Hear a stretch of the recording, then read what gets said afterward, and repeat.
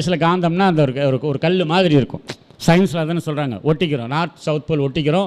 ஒரு லாடகம் அந்த மாதிரி மண்ணில் போட்டால் இரும்பெல்லாம் எடுக்கும். அதைத்தான் நம்ம பார்த்துருக்குறோம் இல்லையா. நம்ம உடம்புக்குள்ளரையும் ஒரு காந்தம் இருக்குது, அதை பார்க்கலாமா? உடம்புக்குள்ளே உருவாகக்கூடிய சக்தி 5 புலன்கள் மூலமாக வெளியேறி கொண்டிருக்கிறது. கண், காது, மூக்கு, தோல் எல்லாத்துலையும் வெளியேறுது இல்லையா. நம்ம வெளியேறுது, அது நமக்கு தெரியாது. உடம்புக்குள்ளே கோடிக்கணக்கான துகள்கள் சுற்றிட்டு இருக்குது. இப்போ இந்த ஃபேன் சுற்றுறதுனால என்ன வருது? காற்று வருது இல்லையா. அப்படி உடம்புக்குள்ளே கோடிக்கணக்கான உயிர் துகள்கள் சுற்றிட்டு இருக்குது. அதுலேருந்து ஒரு அலை வருது. அந்த அலைக்கு பெயர் சீவகாந்தம்னு பேர். அந்த காந்தத்தை நம்ம கண்ணால் பார்க்க முடியாது, கருவிகளில் பிடிக்க முடியாது, ஆனால் உணரலாம். எப்படி உணர்றது? இப்போ கை 2 இப்படி சேர்த்து வச்சுக்கோங்க எல்லாரும். ஒரு 1 இன்ச்சு கேப். கண்களை மூடிக்கோங்க. கண்களை மூடிட்டு உங்கள் கவனம் முழுக்க கைகள்லேயே இருக்கணும். நல்லா கவனி.